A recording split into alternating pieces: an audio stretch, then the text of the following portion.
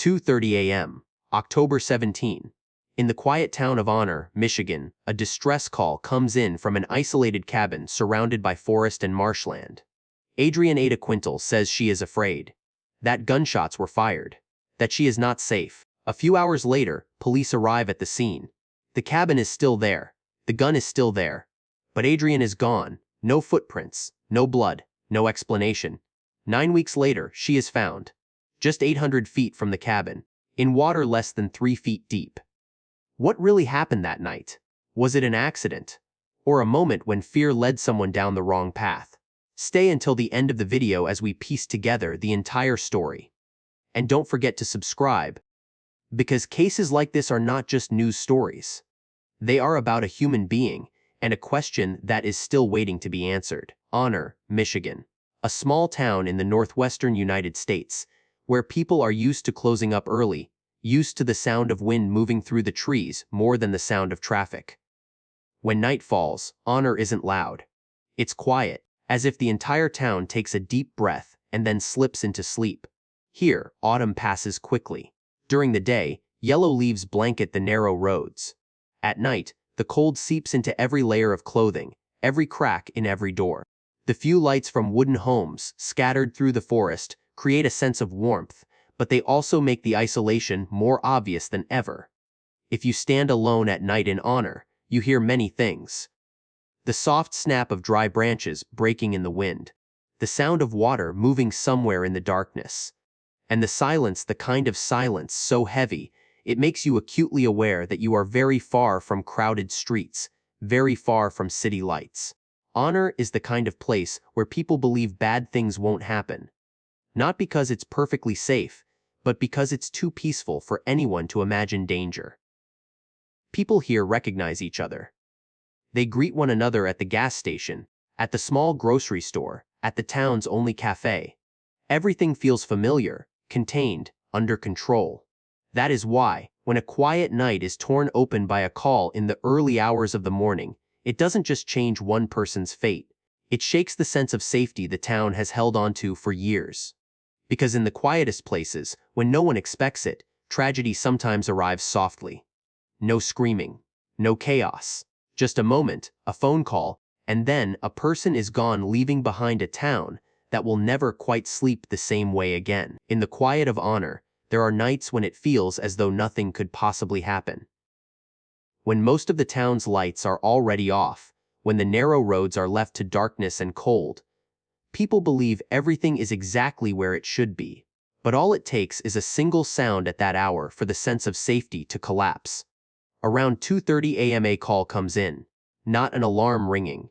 Not a casual check-in. It is the call of someone in panic.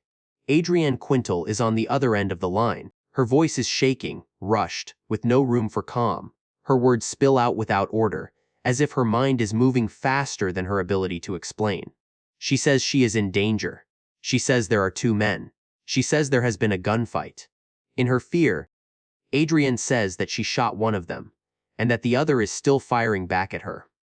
This is not a carefully told story. It is a plea for help, spoken in the moment when a person feels they are standing very close to the final edge. Try to imagine that feeling.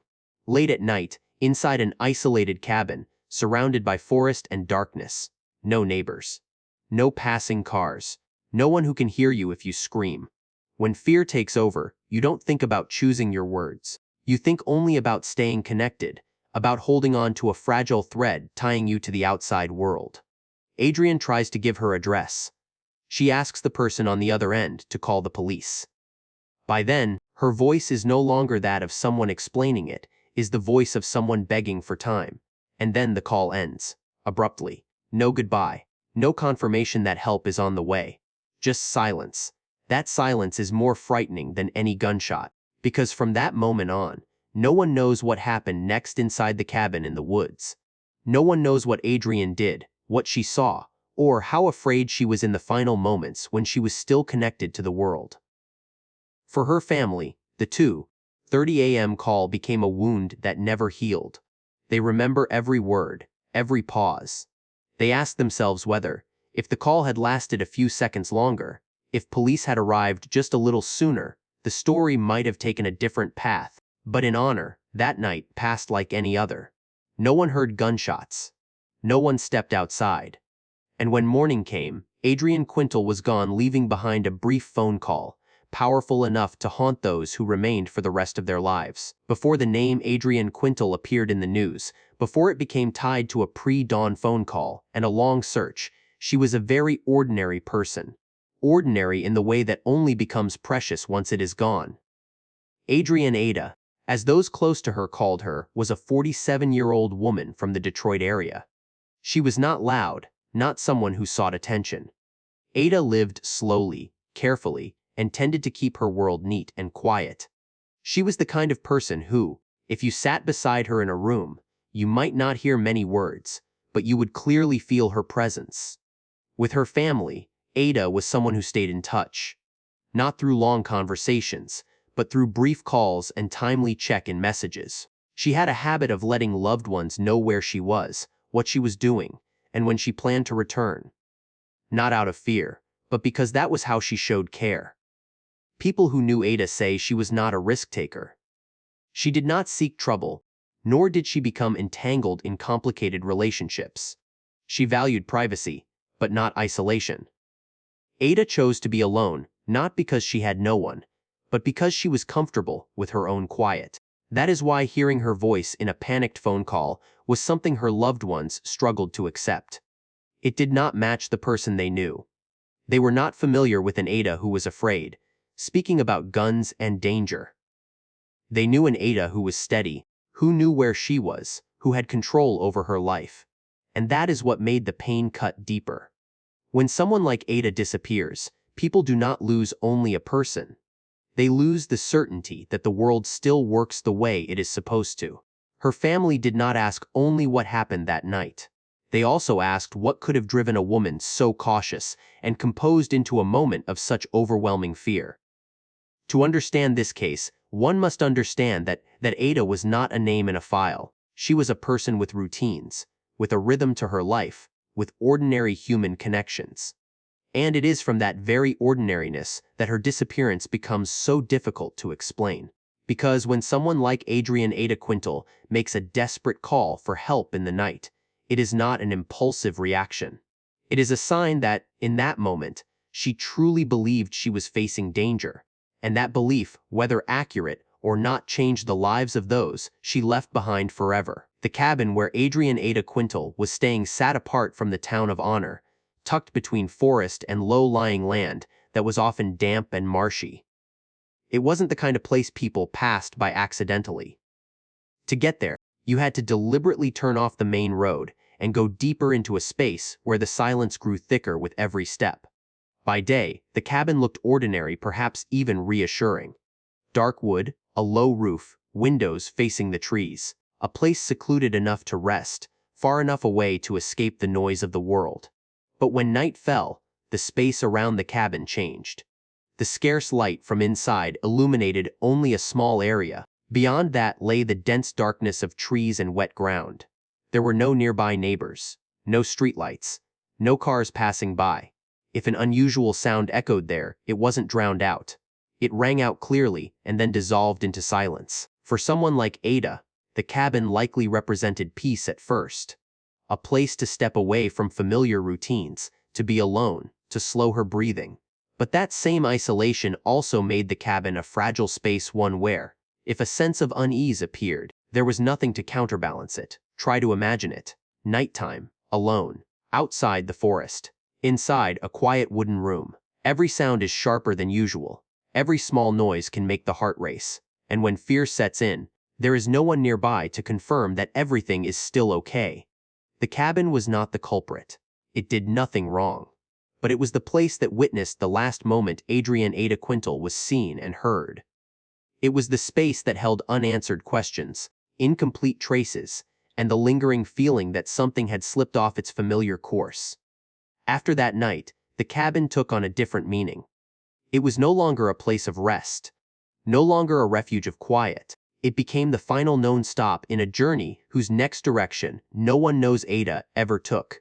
And it was in that seemingly ordinary place that a call rang out in the middle of the night.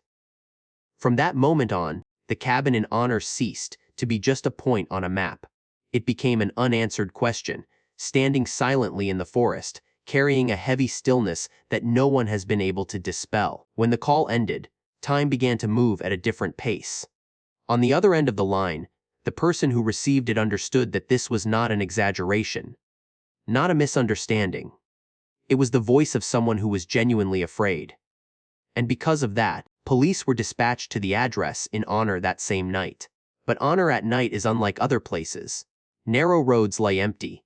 Headlights cut through cold mist. The deeper you go, the stronger the sense of isolation becomes. No voices. No signs of life. Only forest and darkness spreading out on both sides of the road. When the police cars stopped near the cabin, the silence was almost unbelievable. There were no cries for help. No gunshots. No signs that chaos had just occurred. The cabin stood there quietly, as if it had never witnessed anything out of the ordinary. The officers called out Adrian Ada Quintal's name.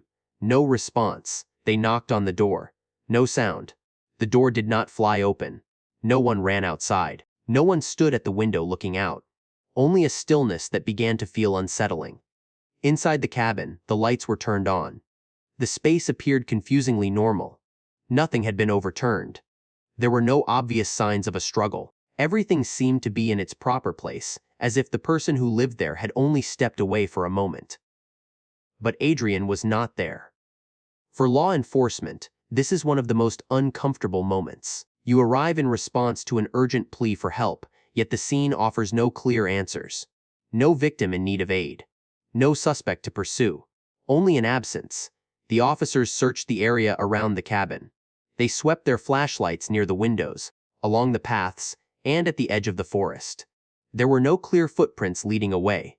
No one waiting in the shadows. The night remained still, as if it were trying to conceal something. In situations like this, a sense of helplessness begins to creep in. You know someone was here. You know that person was frightened enough to call for help. But when you arrive, all that remains is a quiet room and unanswered questions. The police documented the scene. They began piecing together what they knew from the call. They understood that time was critical.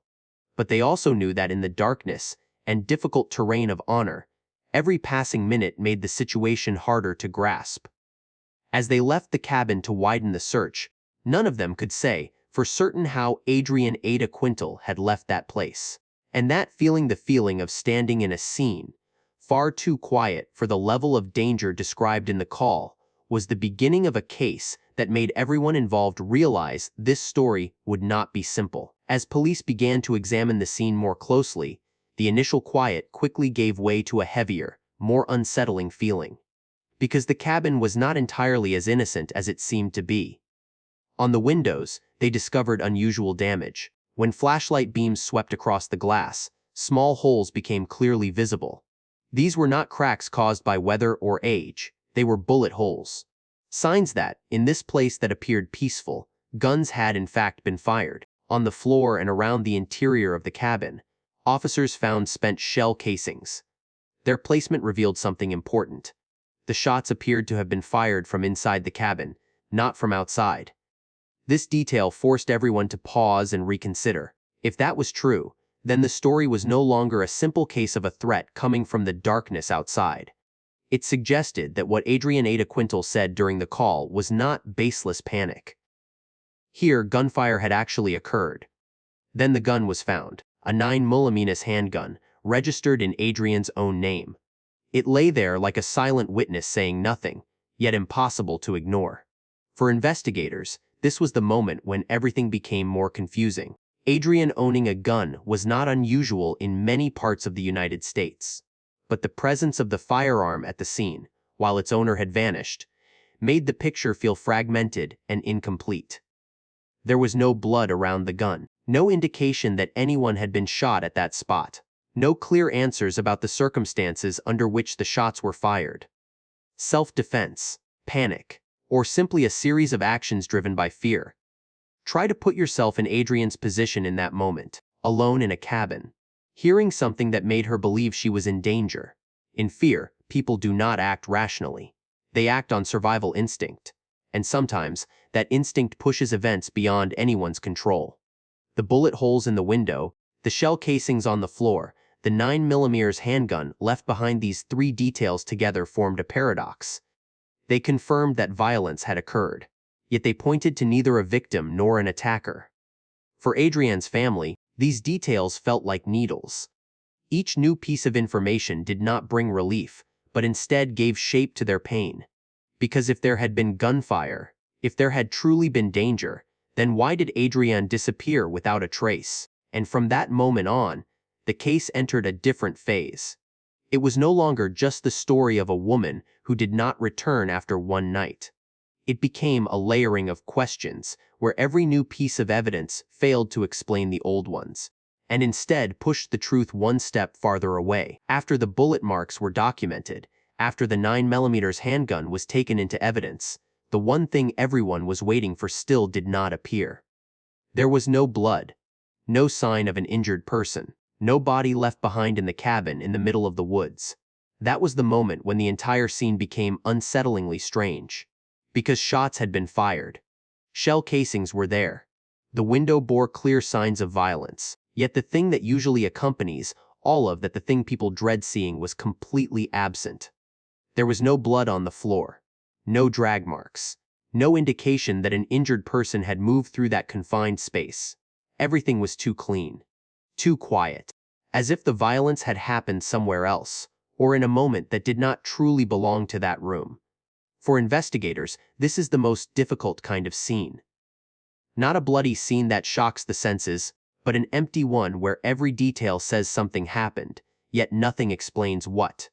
No blood means no trail to follow. No biological evidence to determine who was injured, how severely, or what happened next. And more importantly, no Adrienne Ada Quintal. She was not inside the cabin. She was not on the porch. She did not appear in the sweep of flashlight beams through the surrounding brush. She seemed to dissolve into Honor's cold air, leaving behind a wooden house filled with questions. Try to imagine that feeling. A frantic call for help. Bullet marks that confirm the fear was real. And then, the person who made that desperate call is simply not there to be found. For Adrienne's family, this detail hurt more than any theory, because they had nothing concrete to hold on to. They could not picture her injured, or fleeing, or collapsing somewhere. There was only emptiness, and emptiness always forces the human mind to fill it with the most frightening possibilities. No blood, no person, but one truth could not be denied. Adrienne was there. Adrienne was afraid. And then, Adrienne disappeared. It was that absence that turned this case from an emergency call into a lasting mystery.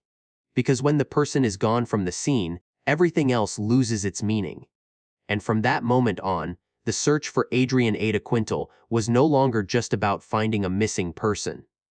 It became a confrontation with silence where every step forward was uncertain, and every question came without an immediate answer. As the scene was examined more carefully, the things Adrienne Ada Quintal left behind began to come into focus.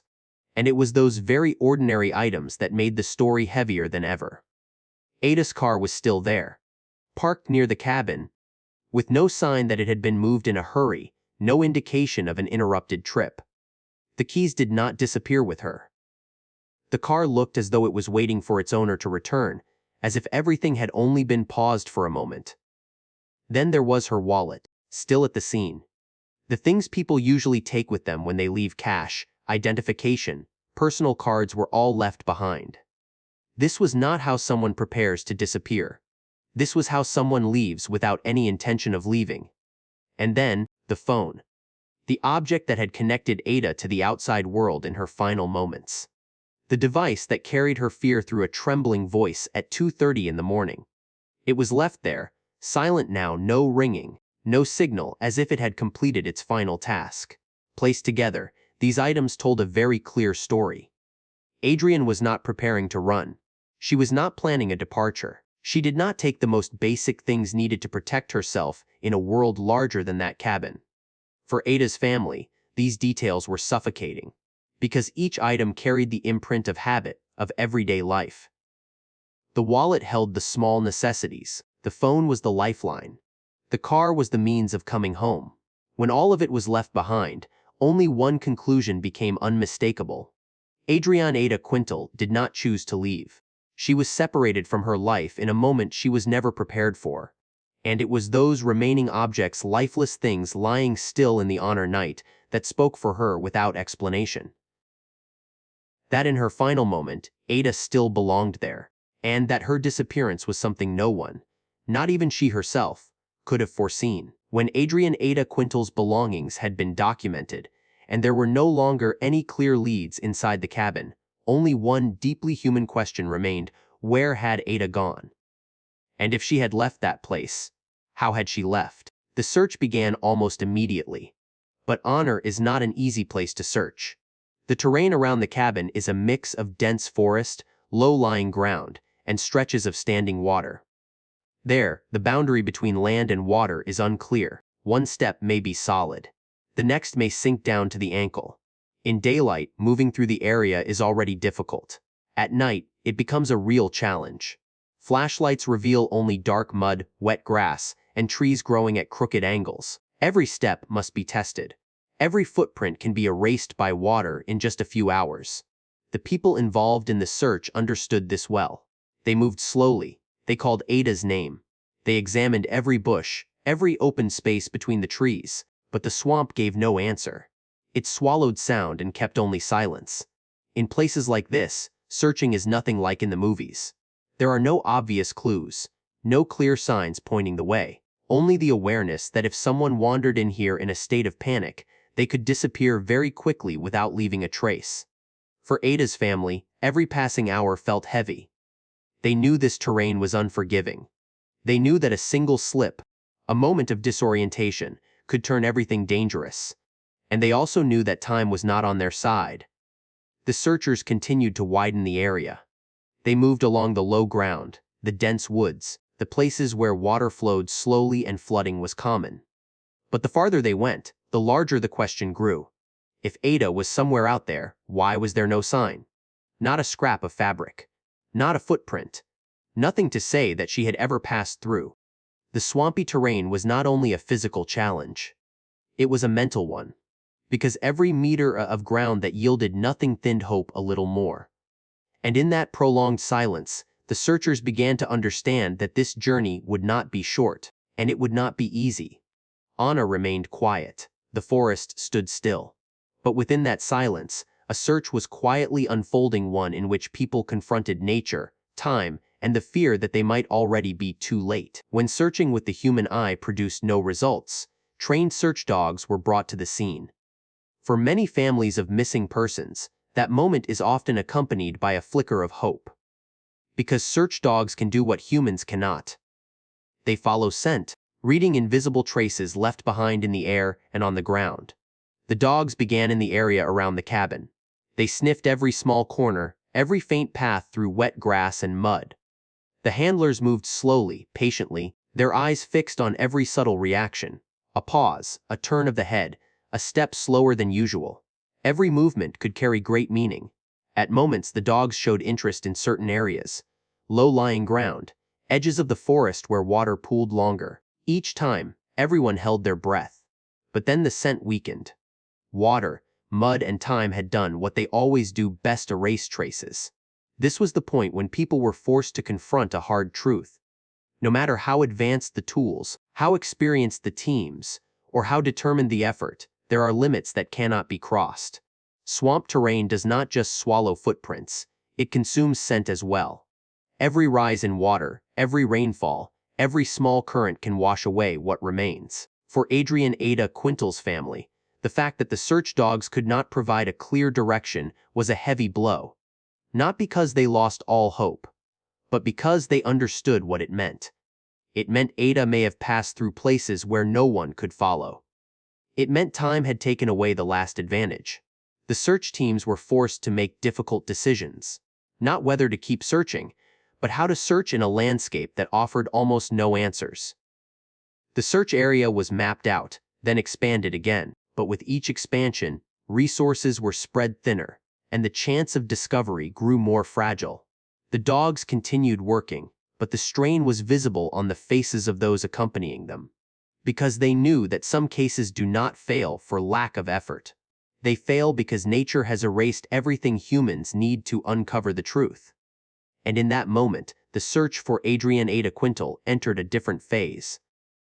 No longer a race against the clock measured in minutes, but a confrontation with the limits of human capability, where hope does not vanish all at once, but becomes tired, heavy, and more fragile than ever. Time does not stop to wait for a search.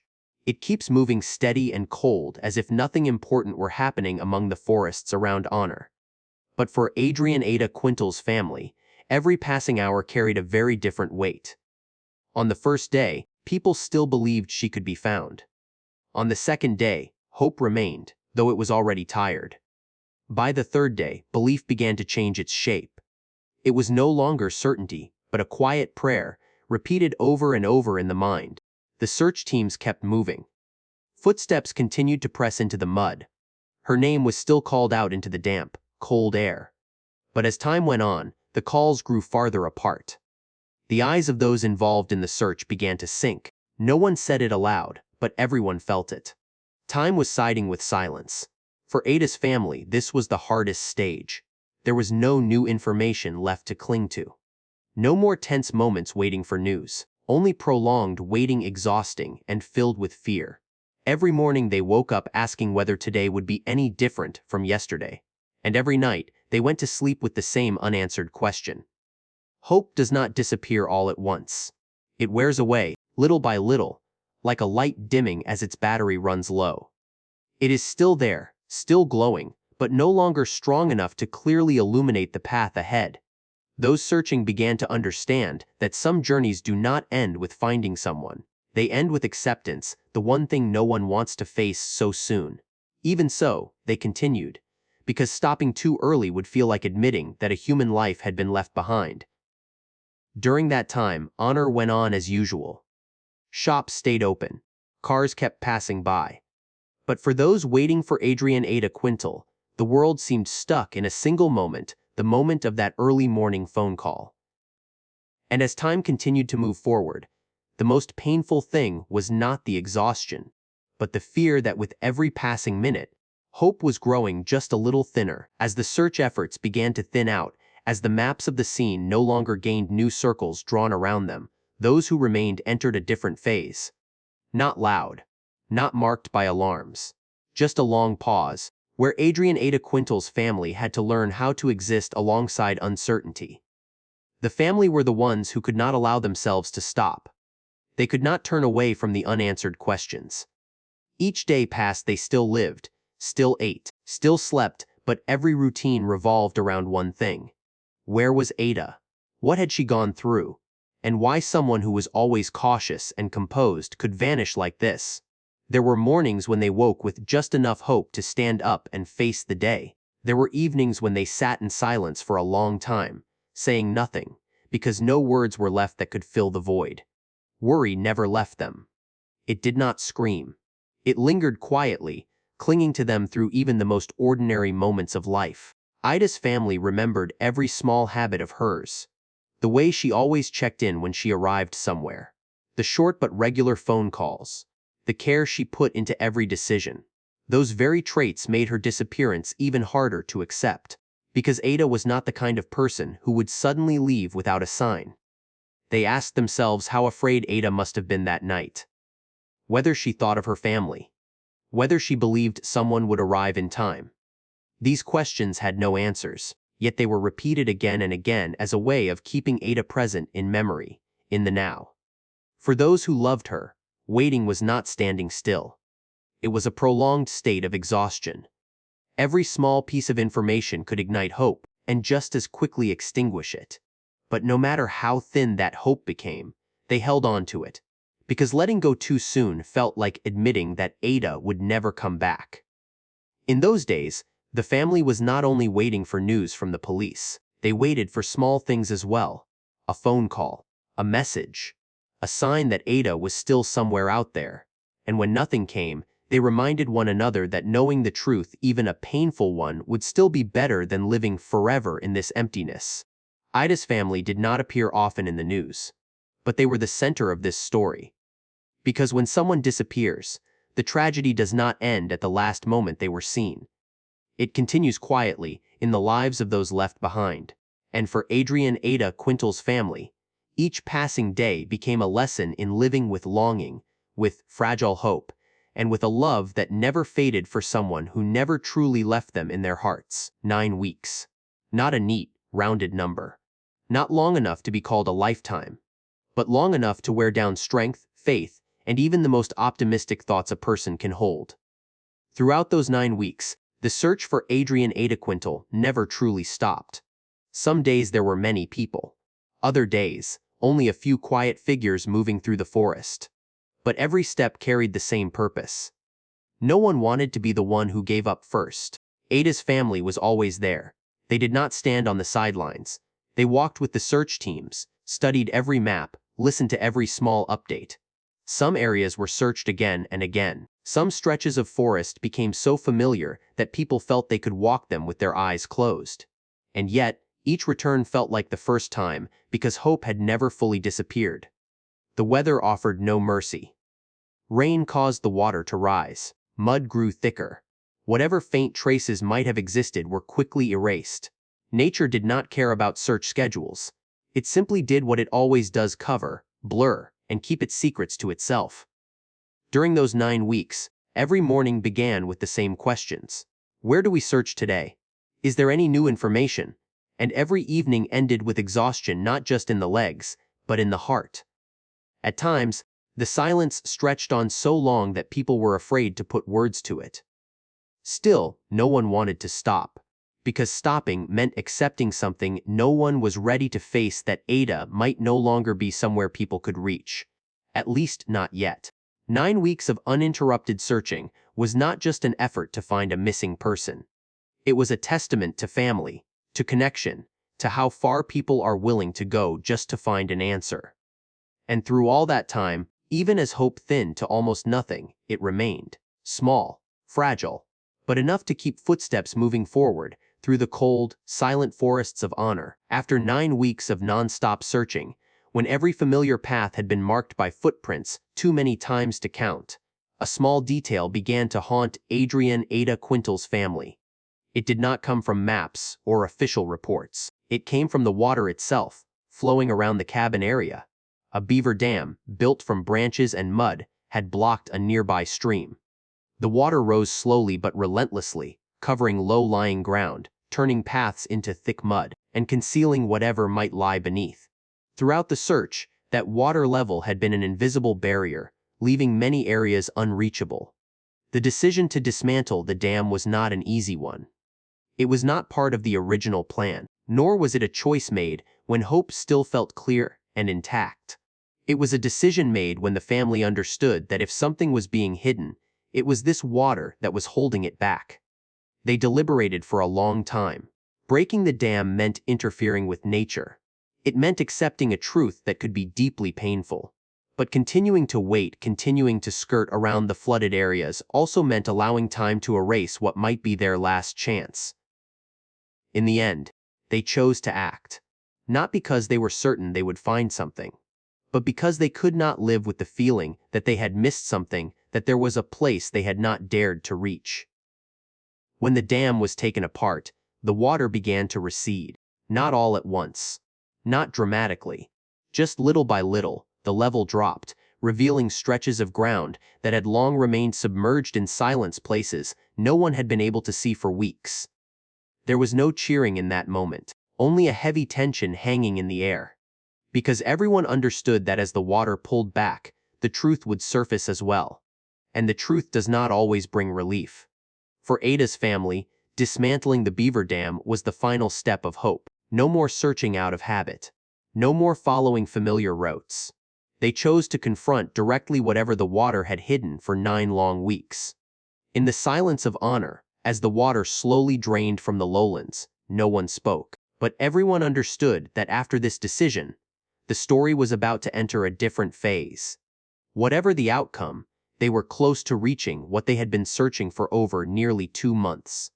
And sometimes, the greatest courage is not continuing to hope, but being willing to face the answer. When the beaver dam was dismantled, the water began to recede very slowly. There was no loud sound, no dramatic moment.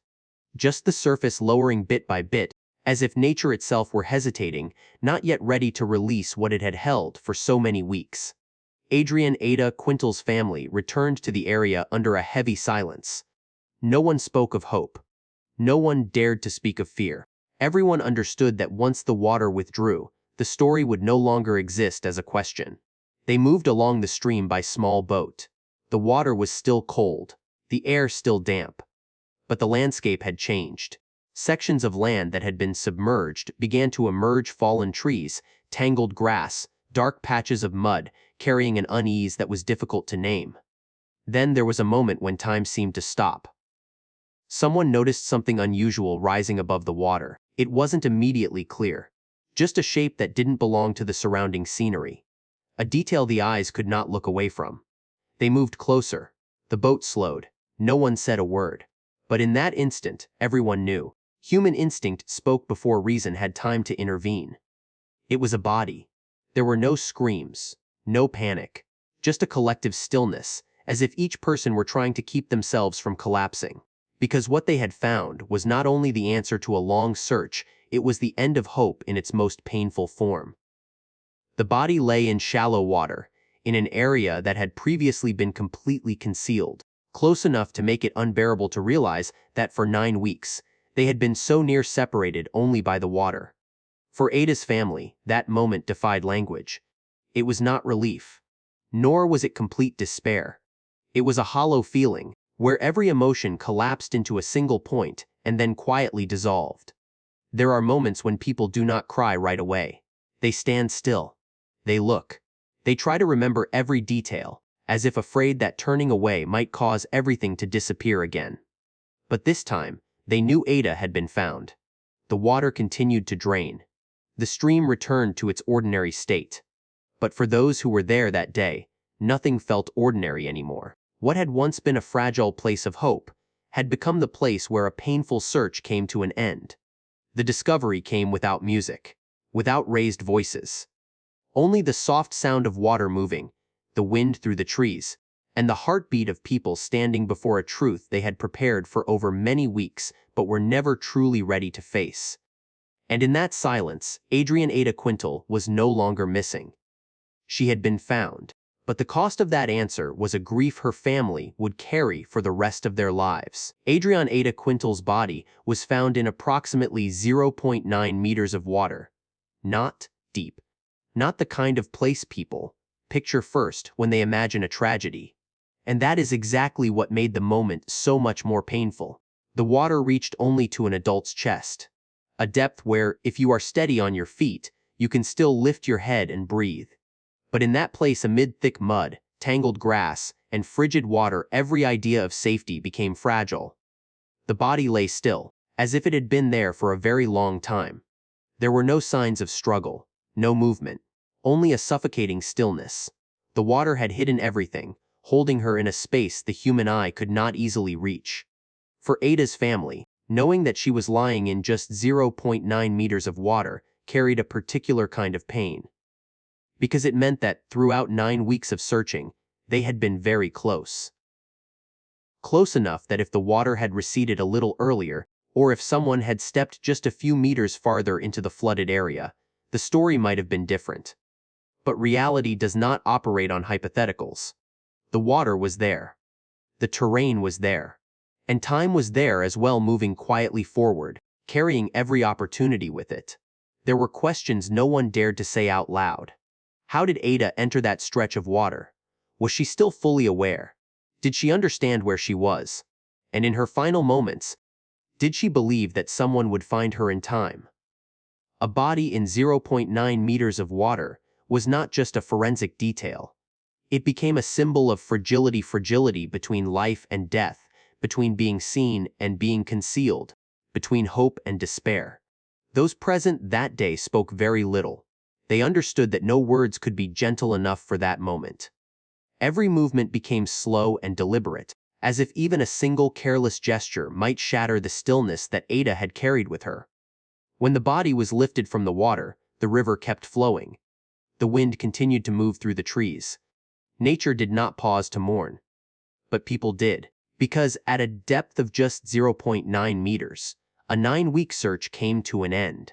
Not with relief, but with truth, a truth that makes one understand that sometimes the distance between being found and being missed is only a thin layer of water and a little time that can never be taken back. The distance from the cabin to where Adrian Ada Quintal was found was about 800 feet. Not a large number. Not a distance people would normally call far. Yet that very number became one of the most bitter details in the entire story. 800 feet. Just over 200 meters. A distance that, in daylight and under normal conditions, could be walked in a matter of minutes. A distance where, standing at one point, you can easily imagine the other. And that is what makes the truth so suffocating. Because throughout 9 weeks of searching, people had been very close. Close enough that no one wants to admit it.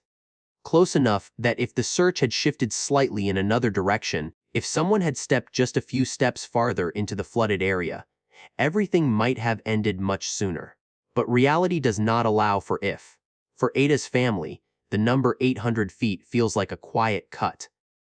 It does not scream. It does not demand attention. But it exists in every thought. They wonder whether there was a moment when they stood at one point and looked toward the other. Whether there was a time they passed nearby without realizing how close they truly were. The bitter truth is that no one did anything wrong. The swampy terrain, the high water, the traces erased completely. All of those factors combined to create a distance that seemed short, yet could not be crossed. 800 feet also serves as a reminder of human fragility in the face of nature and circumstance. Just a layer of water. Just a low-lying stretch of land. Just one decision to turn back, and a person can be hidden in plain sight from those searching for her. When that distance is spoken aloud, it brings no comfort. It carries only a hard truth. Adrian Ada Quintal did not disappear somewhere far away. She was very close, so close that anyone who hears that number falls silent. And sometimes, the most painful realization is not that someone was never found, but that the truth had been there all along, only a short distance away, while people stood powerless, unaware that they were standing so close to the answer. After the body was recovered from the flooded area, a different phase began. No more searching, no more theories. Only waiting. Waiting for an official confirmation so the pain could have a name, and the truth would no longer hang in the air. The process of confirming identity unfolded quietly. There was no rush. No unnecessary words. For those doing the professional work, this was not just a procedure. It was a moment of facing a family waiting for something they both hoped for and feared. When the conclusion was delivered, the body was confirmed to be Adrian Quintal. That name once spoken in search calls, once called out through the forest, now returned in a different context. No fragile hope remained, only truth. For Ada's family, that moment felt like a door closing very slowly, not slamming shut, not making noise, but enough to end the long stretch of waiting that had lasted 9 weeks. They no longer had to ask where Ada was. In return, they had to face what no one is ever ready to face. Some kinds of pain do not erupt all at once. They settle first, as if the human body needs time to understand that hope has officially come to an end. Then, gradually, individual emotions begin to surface: grief, emptiness, and a feeling that is hard to name, knowing that the search is over, but love is not. Identity confirmation does not bring relief the way many people imagine. It brings clarity, and clarity can be more painful than uncertainty. Because from that moment on, the questions are no longer about whether she will be found, but about how to accept a loss that cannot be undone. Adrian Quintal was no longer a missing person. She returned to her family in a way no one wanted. But calling her by name, confirming that she had been found, was also a way of giving her something essential back: that she was not forgotten, that her disappearance did not pass in silence, and that, even if too late, Adrian Ada Quintal was brought back from the darkness, so her story would no longer remain an anonymous question mark in the cold forests of honor. After Adrian Ada Quintal's identity was confirmed, an official statement was released. Brief, clear, and cold in the precise language of the law. No suspicion of foul play. No indication of criminal activity. For the investigation file, it was a conclusion. For Ada's family, it was a sentence that was very hard to accept. No suspicion does not mean there was no tragedy. It only means that what happened did not leave enough evidence to be classified as a crime. But between the language of the law and human emotion, there is always a wide gap. Ada's family listened to the statement in silence. They understood that authorities must speak with caution. They understood that every conclusion must be grounded in evidence. But understanding does not bring comfort. Because if there was no suspicion of foul play, then what caused a cautious, composed woman to make a frantic call for help in the early hours of the morning? What caused a gun to discharge inside the cabin? What led her to a stretch of water only a few hundred feet from where she was staying, a place she could not escape on her own? The statement of no suspicion does not answer those questions. It only closes the door on a criminal investigation, and when that door closes, the unanswered questions do not disappear. They move into the lives of those left behind. For the public, the statement may feel like a full stop. For Ada's family, it is only a very heavy comma, a pause in the long and painful process of acceptance. No suspicion also means there is no one to accuse, no one to confront, no trial, no verdict. Only an incomplete truth, existing somewhere among fragments that no one can fully piece back together. And in that moment, it becomes clear that not every tragedy ends with a clean conclusion. Some stories stop at the limits of evidence, leaving behind a deeply human void, one where the family of Adrian Ada Quintal must learn how to keep living, carrying grief, regret, and questions that will never be fully answered. When the announcement of no suspicion of foul play was released, the story seemed, on paper, to have reached its end. But outside those official lines, something else began to happen. The public started asking questions. Not accusatory questions, but deeply human ones. If there was no crime, why was Adrian Ada Quintal so frightened that she called for help in the early hours of the morning? If there was no threat, why was there a gun discharged inside the cabin? And if everything was simply a chain of accidents, why did it end just 800 feet from where she had been staying, in water that was not particularly deep? Those questions surfaced in quiet conversations, in news comment sections, in moments late at night when people sat alone and thought about the case. Not out of sensational curiosity, but because people want to understand. They want to believe the world still follows some kind of logic, that terrible things do not happen without meaning. For many, the statement of no suspicion did not bring reassurance. It left a void, a feeling that something had not been touched, not been named. And that void is what kept Ada's story from fading, allowing it to live on in the minds of people who never knew her. The public was not at the scene. They did not walk through the swamp. They did not face the limits of the investigation, but they carried one simple question: if this could happen to someone as cautious as Adrian Ada Quintal, could it happen to anyone? That question is what prevents the story from ending. It turns this case into a quiet reminder of how fragile safety really is, of the moments when people believe they are in control, until reality proves otherwise. Adrian is no longer here to answer. Her family has no further explanations to offer, but the public's questions, even without official answers, keep her story alive with respect. Because sometimes, the only thing people can do in the face of an incomplete tragedy is to keep asking. Not to let a cold conclusion extinguish compassion, not to let a name become a statistic, and not to let Adrian Ada Quintal be forgotten, simply because her truth cannot be neatly defined. When the toxicology results were released, the atmosphere surrounding the case shifted once again. This time, not with noise or controversy, but with a deep, heavy silence. In Adrian Ada Quintal's body, experts found the presence of methamphetamine and diazepam, two clinical, impersonal names, words that often carry more judgment than understanding. For the public, this information is easy to interpret too quickly, in a single direction. But for those who truly care about Ada, this was not a moment for judgment. It was a moment to slow down. Diazepam is a medication commonly prescribed to treat anxiety, stress, and insomnia. It speaks to something profoundly human that Ada, like so many others, may have been carrying pressures that were not always visible from the outside. Methamphetamine, on the other hand, is a word that makes many people recoil. But a toxicology report does not tell the full story. It does not reveal dosage. It does not establish timing. It does not explain circumstances. It records presence, not cause, not motive. Ada's family did not see these results as an accusation. They saw them as a painful but necessary piece of the truth. One fragment among many, no more and no less. Ada was not a flawless symbol. She was a human being. And human beings are complex. The toxicology findings do not erase the fear in the 2:30 a.m. emergency call. They do not erase the gunfire inside the cabin.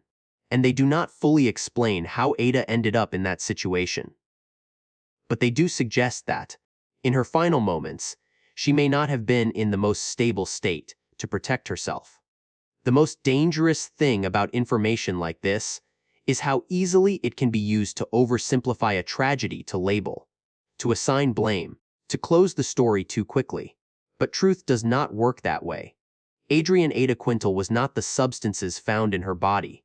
She was the sum of an entire life, relationships, choices, and burdens that no one could ever fully see. The toxicology report does not make this story easier to understand. It only makes it more real.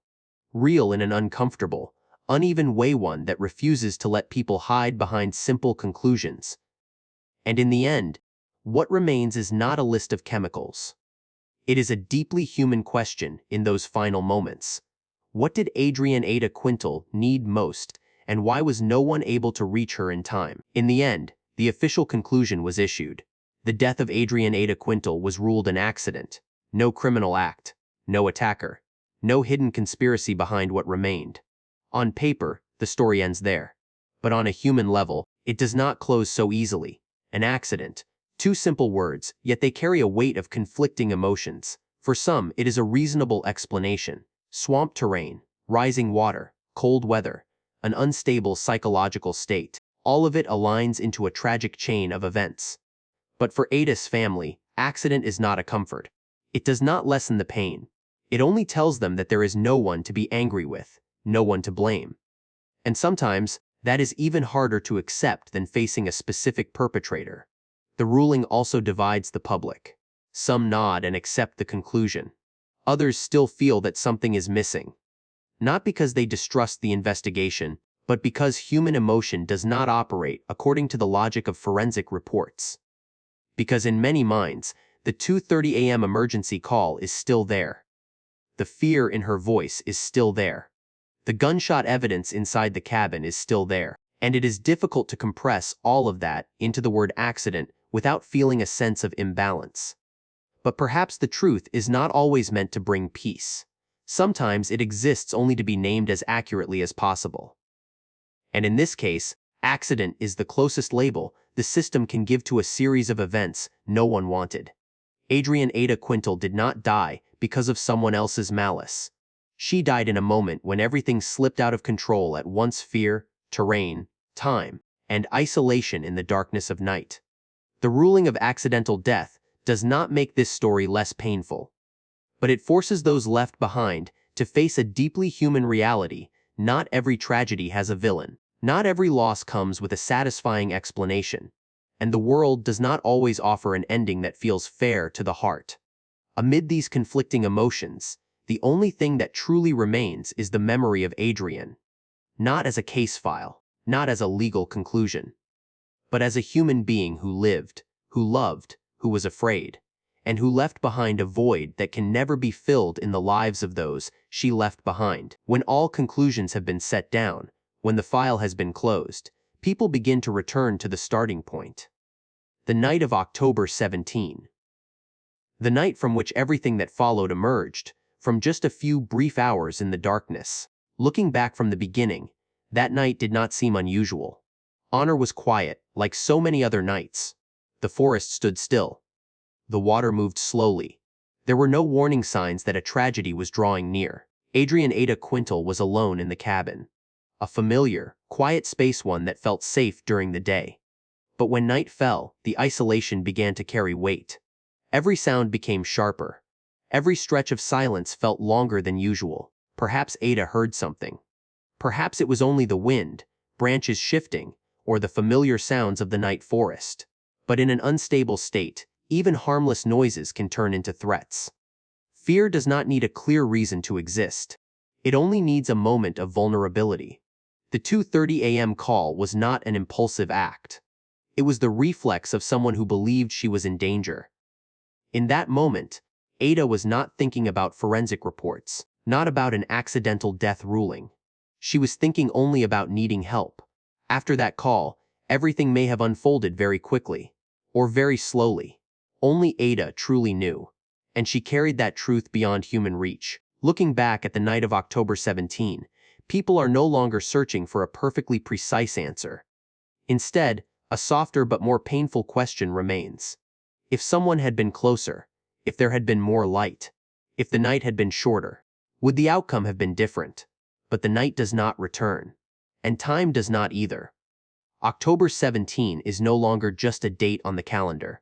It has become a symbol of the moment when a human being lost control in the face of fear, isolation, and things that cannot be explained by reason alone. And when we look back to the beginning, what remains is not blame or judgment, but understanding. That on that night, Adrian Ada Quintal did not act like a case file. She acted like a human being. And sometimes, that is exactly what allows tragedy to happen. As the screen fades to black, as the story of Adrian Ada Quintal recedes into the background, what remains is not the sound of gunfire, not the forensic conclusion, but a long silence. And within that silence are questions not meant for case files, but for ourselves. If you were Adrian on the night of October 17, alone in the woods, surrounded by darkness and fear, what would you believe in? Would you trust your instincts, or try to convince yourself that everything was just your imagination? If you were the person receiving the call at 2:30 a.m., hearing the panicked voice of a loved one, how would you carry that feeling for the rest of your life? Would you ever stop wondering if just 1 minute earlier, one different decision could have changed everything? If you were someone living in honor, or any other quiet place, how does this story make you reconsider your own safety? Is the peace around us truly secure, or just a fragile feeling we rely on each day? And if you are the one listening to this story now, what lingers within you? The sorrow for a life lost, the ache of unanswered questions, or perhaps a quiet reminder that humans are sometimes more fragile than they realize. Adrian Ada Quintal cannot answer these questions. Her family does not have complete answers either, but perhaps asking these questions is itself a way to honor her, to not turn this story into a cold conclusion, to preserve the deeply human part of an incomplete tragedy. And as you leave this story, carry these questions with you. Not to fear, but to live a little slower, to listen a little more, and to remember that behind every incident, every name, there is always a human being with moments that are real, fragile, and never to be forgotten.